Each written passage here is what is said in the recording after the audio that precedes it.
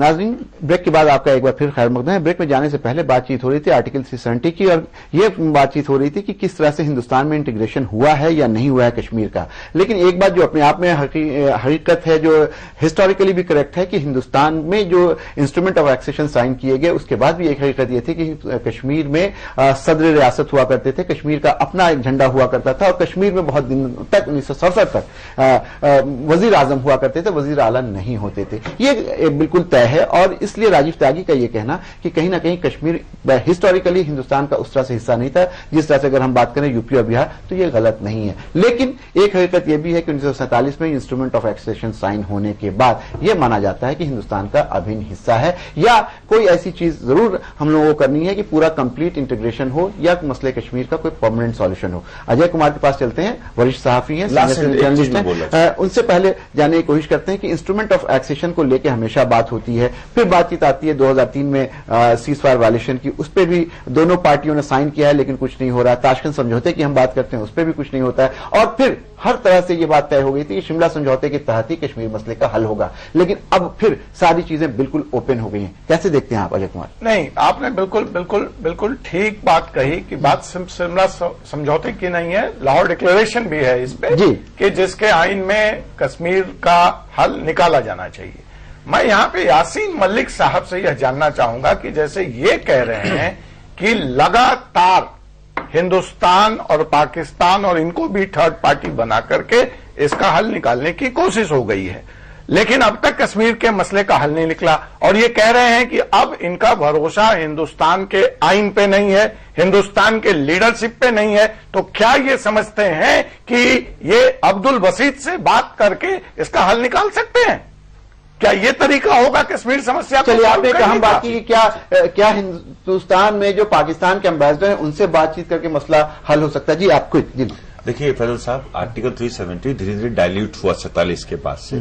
47 में जब से कश्मीर भारत का अभिन्न बना, डायल्यूट हो गया तो फिर उसको हटाने की बात क्यों होती है? रिपेल करने की बात क्यों? डायल्यूट हो गया, नंबर एक। दूसरी चीज मैं कहना चाहूंगा, जिस तरह से सुप्रीम कोर्ट के निर्णय कश्मीर में प्रभावी है महिलाओं के अधिकार को लेकर के, तो निश्चित रूप से सुप्रीम कोर्ट के निर्णय भी कश्मीर में अब लागू हो रहे हैं। तो इससे एक चीज बात साफ होती है कि हिंदुस्तान और पाकिस्तान का जो झगड़ा है वो दो ही शक्तियां तय कर सकती हैं, हिंदुस्तान और पाकिस्तान, और तीसरी कोई शक्ति तय नहीं कर सकती। नंबर एक। ठीक है। नंबर दो, अगर यासीन मलिक साहब आइन पे विश्वास रख के हिंदुस्तान के तब बात करेंगे तो बातचीत किसी से भी हो सकती है। यासीन मलिक और बातचीत करने में कोई बात नहीं कही है कि उनको आइन पे भरोसा नहीं है, जहां तक मैंने सुना। मैंने नहीं, अभी मैंने नहीं सुना, लेकिन मैं सुनना चाहूंगा कि आइन पे भरोसा है या नहीं है। क्या कहते हैं? आपके पास पासपोर्ट की बात कर रहे हैं, तो पासपोर्ट तो हिंदुस्तान सरकार ही इशू करेगी उनको। कासिम रसूल इलियास साहब कुछ कहना है? देखिए, पहली बात तो मैं ये कहना चाहता हूँ, देखिए मेरा कहना यह है कि अगर मुझसे आप पूछेंगे क्या होना चाहिए, तो मेरी तो अपील होगी कश्मीर में से कि वो हिंदुस्तान के साथ इंटीग्रेट हो जाए जी।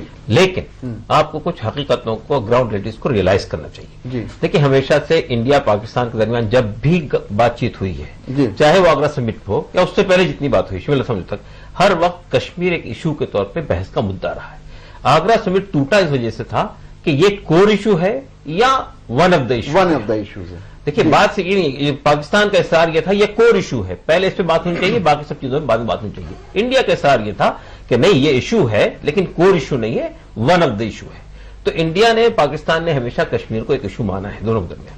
तीसरी बात यह कि हमारा जो रवैया रहा है इनके 65 साल में, वो ये रहा है कि हमने कश्मीर की जो लीडरशिप है उसको भी पार्ट माना है इस इशू का, और यही वजह है कि इंटरलॉक्यूटर के साथ में हमने कई बार बातचीत की है कश्मीरियों के साथ में, जब वोरा कमेटी की हो या उससे पहले राधा कुमार साहिबा हो, ये सब लोग, वजाहत हबिल्ला हो, ये सब हमारे यहाँ से मुतय्यन किए गए थे बातचीत के लिए। तो इसलिए हम ये बात यानी हकीकत से इनकार नहीं कर सकते हैं कि कश्मीर पाकिस्तान और इंडिया के दरमियान में एक इशू है जिसको सेटल होना चाहिए।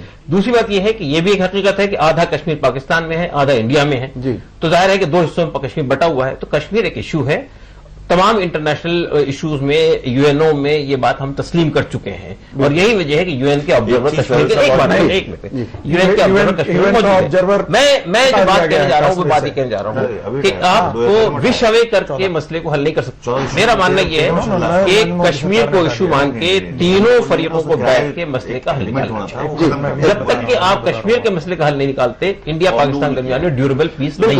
बिल्कुल, एक बात इन्होंने बहुत अहम कही है कि अगर कश्मीर मुद्दा नहीं हो तो फिर हिंदुस्तान पाकिस्तान के बीच में किस बात का इख्तिलाफ है? जाहिर सी बात कि दोनों मुल्कों में जो इख्तिलाफ है, जो मेन इशू है, आप उसको कोर इशू कहिए, आप उसमें को बोन ऑफ कंटेंशन कहिए, आप किसी भी तरह से उसको पुकारिए, लेकिन मसला कश्मीर का ही है जो हिंदुस्तान पाकिस्तान को करीब नहीं आने दे रहा। और जब तक हिंदुस्तान और पाकिस्तान में यह मसला तय नहीं होता है तब तक ताल्लुकात बेहतर नहीं होंगे। संगीत भाई क्या कह रहे हैं? फैसल साहब, पहली बात तो कि आर्टिकल 370 जो है, it was a historical blunder on part of Nehru. It was a historical blunder. चलिए हम यासीन साहब से जाने मैं सहमत नहीं हूँ। गलती की है, भाषा ब्लंडर है, भाषा ब्लंडर है। बात कर रहे हैं अगर नेहरू नहीं होते तो कश्मीर भारत का अभिन्न हो ही नहीं सकता था। अगर नेहरू स्टैंड उस टाइम कबाइलियों को भगाने के लिए देश सेने को नहीं करते, नेहरू कश्मीर भारत का अभिन्न हो ही नहीं सकता था। आरएसएस की परिपाटी रही है, आरएसएस हमेशा नेहरू और गांधी के रहा है और उसी को आगे बढ़ाने नेहरू ने शेख अब्दुल्ला के बहकावे में शेख अब्दुल्ला नहीं, हरी सिंह साहब से एग्रीमेंट हुआ था, शेख अब्दुल्ला कुछ थे नहीं उस टाइम। आप क्या बात कर रहे हैं? एग्रीमेंट हरी सिंह साहब से हुआ था 3 दिनों तक। बिल्कुल नहीं, आप अपने मोबाइल से रहिए। अच्छा, आरएसएस की दिक्कत आ रही है। यासीन मलिक कुछ कहना चाह रहे हैं, इतिहास को तोड़ मोड़ के प्रस्तुत करना चाहते हैं। आप लोगों से रिक्वेस्ट है, नहीं अगर एक बात ये है असल में एक मिनट, अटल बिहारी वाजपेयी जी के जमाने में एक मिनट बात कर लिए, फिर जवाब कश्मीर को कोर इशू माना गया था कि नहीं? और अटल बिहारी वाजपेयी सरकार के टाइम पे, अटल बिहारी वाजपेयी की सरकार के टाइम पे पाकिस्तान ने जिस तरह कारगिल किया, ये बस ले आते रहे, पाकिस्तान हमारे सैनिकों को मारता रहा। लेकिन एक बात निश्चित रूप से अटल बिहारी वाजपेयी सरकार की भी आगरा आए थे, ज्वाइंट कमेटी की बात हुई थी, और जब वो स्टेटमेंट दोनों का मुल्क का आया था तो उसमें भी कश्मीर को कोर इशू माना गया था। फैसल साहब, मैंने मुझे अपनी बात आपने कहने नहीं दिया। बोलिए। मैंने पहली बात कही कि 370 वॉज ए हिस्टोरिकल ब्लंडर। मैं यहाँ से ये सबसे सहमत नहीं हूं। तो यार ये वापस लेना पड़े शब्द तो बहस नहीं होगी। बिल्कुल it was due to Nehru हमको कश्मीर मिला, नेहरू साहब की वजह से हमें कश्मीर मिला। आरएसएस के लोग हमने जो पिट्ठू बनकर के हमने जो साथ राज करते थे। आप मुझे फैसल साहब इतिहास बताइए, आरएसएस किसी नेता का बलिदान है देश के लिए, बीजेपी के किसी नेता का बलिदान है देश के लिए। ये लोग बात की बात करते हैं, ये खंड चाहती थी और राष्ट्रीय स्वयं सेवक चाहती थी विभाजन पर। कांग्रेस ने देश को आजादी दिलाई और उस आजादी की सांस में मोदी भी आजादी की सांस ले रहे हैं और ये भी ले रहे हैं। राजेश त्यागी जी प्लीज संयम रखिए, थोड़ा संयम रखिए। एक आदमी बोल ले फिर आप अपनी बात। मैंने आप ये शब्द वापिस कराइए। आप मतलब ही नहीं होता है ये बात। दूसरी बात मैं बिल्कुल बोलने नहीं दूंगा फैसल साहब, बिल्कुल नहीं बोलने दूंगा। कारण ये है कि नेहरू देश की धरोहर है, गांधी देश की धरोहर है। निश्चित रूप से नेहरू की काबिलियत पर प्रश्न चिन्ह लगाना इन जैसे लोगों की बस की नहीं है। कांग्रेस में मध्ययुगीन चारण की परंपरा रही है। इनकी काबिलियत नहीं है। नेहरू ये लोग बात तो राष्ट्र संघारक संस्था का प्रतिनिधित्व कर रहे हैं। एक मिनट चाहते हैं। एक मिनट मुझे जो आज संगीत कब्जे में है और जो है थोड़ा वो सारे कांग्रेस और नेहरू की सीना छुड़ा रहे। सुनिए एक मिनट, आप लोग थोड़ा संयम रखिए। यासीन मलिक कुछ कहना चाह रहे हैं। यासीन साहब, आपने ये गर्मागर्म बहस सुनी, ये यहाँ पे कांग्रेस के जो स्पोक्समैन है राजीव त्यागी ये कह रहे हैं कि अगर नेहरू नहीं होते तो कश्मीर जिस तरह से भी आज हिंदुस्तान के साथ है वो नहीं होता। और दूसरी तरफ यदि नेहरू नहीं होते तो 1/3 भी पाकिस्तान भारत का हिस्सा होता। नेहरू ने कश्मीर का कोई योगदान नहीं था। काम कर रहे हैं आप लोग बहस को दूसरी तरफ ले जाते देश के देशभक्तों में प्रश्न लगाने का काम कर रहे हैं। नेहरू और आरएसएस पे बहस, आरएसएस को कांग्रेस से राष्ट्रभक्ति की सर्टिफिकेट, आरएसएस कभी राष्ट्रभक्त रही नहीं है। आरएसएस संस्था रही है हमेशा। प्लीज आप लोग हम लोग कश्मीर पे बात कर रहे हैं, संजीदा बातचीत कर रहे हैं। कश्मीर एक बहुत सीरियस इशू है। अरे जब आप नाम संजीदा लोगों को बुलाएंगे अपनी बहस में, जिनको इतिहास का ज्ञान नहीं होगा, जिनको शब्दों का चुनाव नहीं पता होगा, तो बहस कैसे सकती है? आपने अपनी बात कह ली। देखिए ये जमहूरियत है, सबको कहने का अधिकार है। अभी तो हम सुन रहे हैं इतनी बात, क्योंकि जमहूरियत देश में कांग्रेस लाई, जमहूरियत देश में कांग्रेस लाई, इसलिए यासीन मलिक साहब से बैठ के बात हो रही है।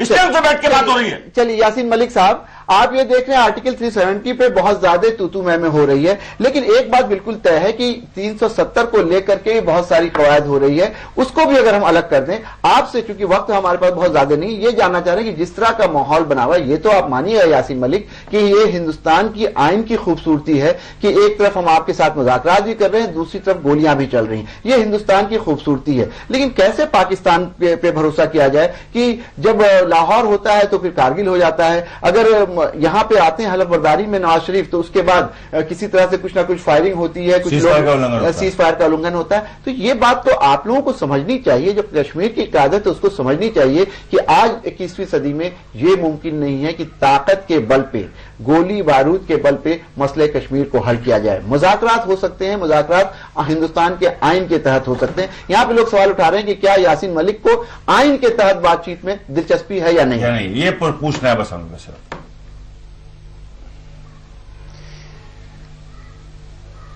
देखिए, दुनिया में जहां पर भी डिस्प्यूट्स थे, चाहे छोटे थे बड़े थे, इंटरनेशनल डिस्प्यूट थे या लोकल डिस्प्यूट थे, बातचीत का अपना एक लाहेअमल है, जिसके अपने बेसिक फंडामेंटल प्रिंसिपल्स हैं।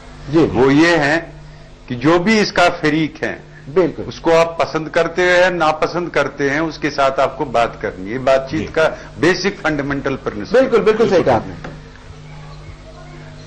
एक चीज और कहना चाहूंगा,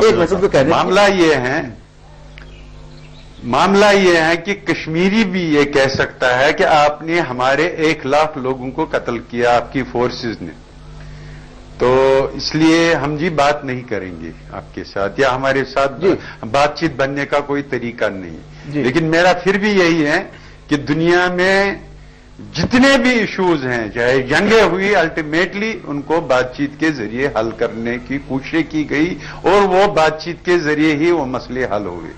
तो ये पाकिस्तानियों को बताना चाहिए ना, ये पाकिस्तानियों को बताना चाहिए उधर से क्यों इंतहा पसंद दहशतगर्द वहां से आते हैं। चलिए, यासीन मलिक से राब्ता खत्म हो गया है, जब जैसे राब्ता होगा उनसे हम बातचीत करेंगे। एक बात बिल्कुल तय है कि बातचीत ही, यासीन मलिक भी हालांकि उनका जिस तरह की तारीख रही है उसके बाद ये कह रहे हैं कि बातचीत में वो दिलचस्पी रखते हैं, बातचीत करना चाहते हैं। और ये बिल्कुल सही कहा यासीन मलिक ने कि आप किसी को पसंद हो ना पसंद हो, लेकिन बातचीत तो करना ही चाहिए। जो आपने कहा बातचीत किस मुद्दे? नहीं, यहाँ पे देखिए, आप दोनों लोग बहुत देर से बोल रहे हैं और बहस में कई पार्टीज हैं तो सबको मौका मिलना चाहिए। मैं एक बात जानना चाहता हूं भाजपा से कि जब बंबई हमले के बाद कांग्रेस के सरकार ने यह फैसला लिया था कि अब पाकिस्तान से कोई बातचीत नहीं होगी, पाकिस्तान का कैरेक्टर जो आप कह रहे हैं वो जग जाहिर है, कारगिल, बैक स्टेपिंग, उनके अपने तर्क हैं जी, वो एक अलग मसला है कि वो भी हिंदुस्तान पे क्या आरोप लगाते हैं। आप उन खबरों को तो पढ़ लेते हैं जब पाकिस्तान सीज फायर का उल्लंघन करता है। क्या किसी हिंदुस्तानी अखबार में, क्या किसी हिंदुस्तानी समाचार चैनल पर यह खबर भी छपी है आज तक कि जब हिंदुस्तान की फौज सीज फायर का उल्लंघन करती है?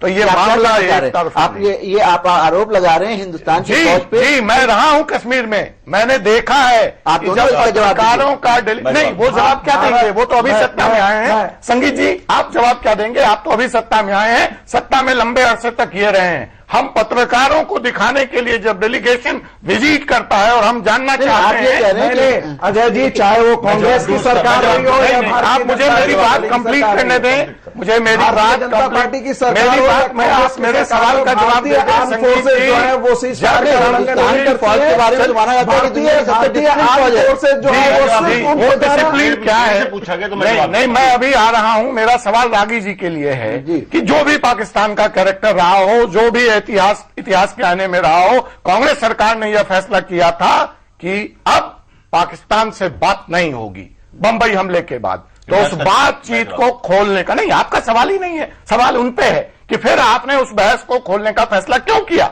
और जब बहस आगे बढ़ी तो आपने एक मसले को, 1 मिनट संगीत जी, पूरा सवाल सुन लीजिए।